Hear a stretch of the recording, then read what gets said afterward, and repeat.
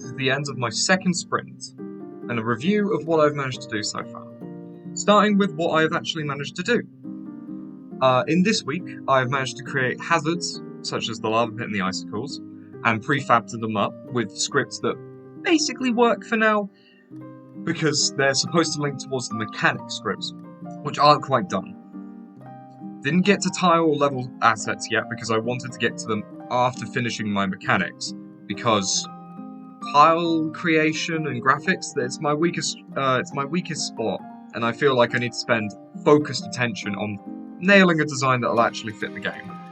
As for the mechanics, I got partway through them. I've got some basic flag placement working and respawn storage, but I have not loaded the character back in at those points yet, or reset the level when they respawn. Currently in scene, it hasn't evolved much apart from placing in a test icicle and a test lava spot. These currently just animate and do stuff in the debug log, showing that they die and fall just for test reasons. So I'll show that here. Player still moves the same, still jumps the same. So when he moves underneath the icicle, it'll tell me that it's falling, and as it goes through me, it would tell me that it's dying, but falling is overriding it. And then lava also tells me that it's dying. Both the icicle and the lava are using the same death script for now, since they don't need to kill the player in a separate way, but the icicle has an additional spot on it, an empty, for the death, and the overall icicle, which has the sprite on it, is the one that has a falling script to detect the player. As for the new code added, this is the icicle detection script. This detects when the player is underneath it using a collider. See here? So when the player is underneath it, falling equals true, which makes it add force and, to go downwards using negative fall speed. So I can change this component in editor. I have an environmental kill player script, which triggers a script inside of player movement, which for now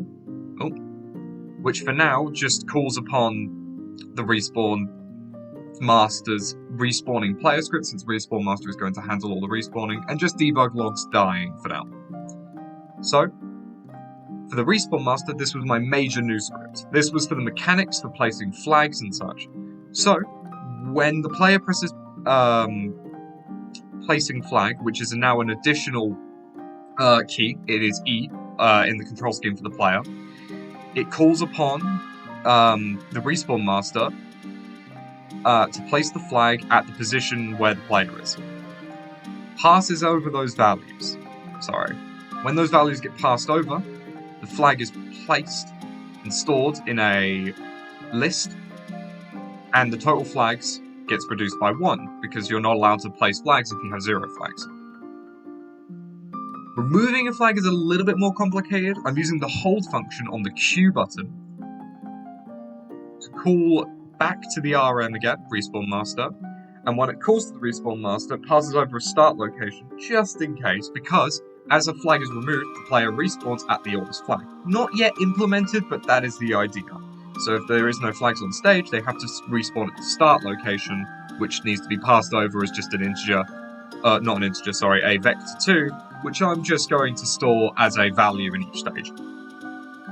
But of course, when the flag is removed, respawn remove triggers. This is just a separate respawn field for if they're not naturally dying, so that it doesn't take a life away from the player.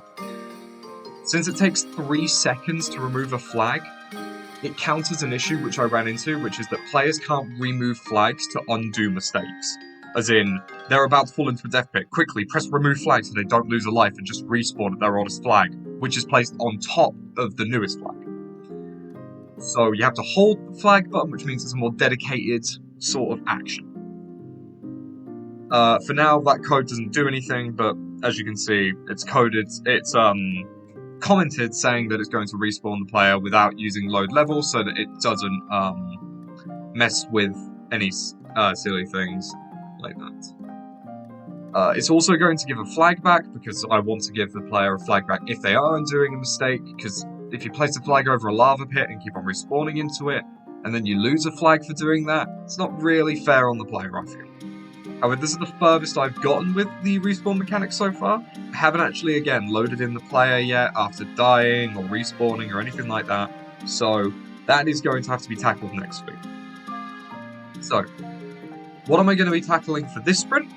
This sprint is going to be finishing off the mechanics and creating a tile set, hopefully. However, if I finish those, I am going to start adding over level design, and not finishing it and implementing it into the game yet, but simply just doing some sketches just to get the ideas flowing, because I want to build kind of a themed world. As I've written before, I want it to be focused on kind of going through lava landscapes like volcanoes and such, and also icy landscapes, such as just icicle flooring or icy mountains. Honestly, it could fade to lava that way. So I want to start getting the thoughts flowing and some level design made, just in simple sketches, and then it could be ironed out over the weeks, just so that I'm moving towards my level design.